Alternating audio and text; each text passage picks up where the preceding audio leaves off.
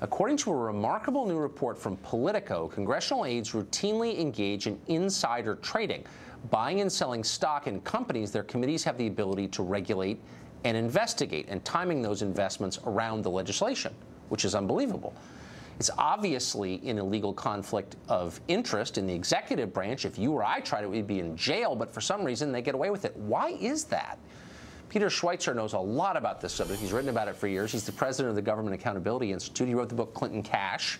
And he's written on this exact thing before, and that's, Peter, you were the first person I thought of when I read this piece, and I thought, Peter Schweitzer kind of showed this to the world 3 or 4 or 5 years ago, and I thought it got shut down after your book, but no, why? Yeah, a lot of us thought it was going to get shot down. When my book came out in 2011, they passed something called the Stock Act, which was supposed to regulate this activity, but it hasn't. They've gutted the bill. And so essentially you have a system, Tucker, where the only place in America, there's this island in Washington, D.C., that allows people to trade stocks where they have a vested outcome or influence on the outcome. If you're a judge, you can't trade stock on cases you're dealing with. If you're a reporter, a journalist covering Wall Street, you can't trade stock in those areas. The only place you can do this in Congress, and it's a massive problem. And it's not only, by the way, a problem, Tucker, of them trading their own stock. They can share this information or even sell this information to outside investors, and they can make bank on it as well. I just don't understand why the Justice Department doesn't come down. I mean, that is so transparently corrupt. That subverts the whole idea of government. And again, if you tried that or I tried it, we would be perp-walked in handcuffs in front of the cameras. Yeah, if you go back and, remember Tammany Hall, and the phrase that they used was legal graft.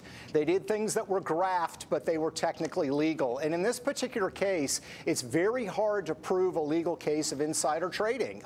The other problem is, look, who makes the rules? Congress makes the rules, and they have decided to exempt themselves largely from the insider trading rules. That applies to them, it applies to their spouses, and it applies to their staff. So, as the Politico report pointed out, Tucker, you've got hundreds of congressional staffers, and those are only the ones that are required to disclose their stock trades. You have hundreds of them trading stock every year in companies that they regulate. These could be companies that are subject to congressional action. These could be companies that are going to benefit from certain legislation. These are companies that could be hurt by certain pieces of legislation. And as you know, Tucker, oftentimes congressional staffers know even more about these details than members of Congress do, so they can really, really clean up in this area. It just makes a mockery of our markets. I mean, the whole point of the markets in the United States is they're transparent, and all of us have roughly the same information. But if the people making the rules are profiting from those rules, how can this be changed? This is so offensive. How can people like this go to prison where they deserve to be?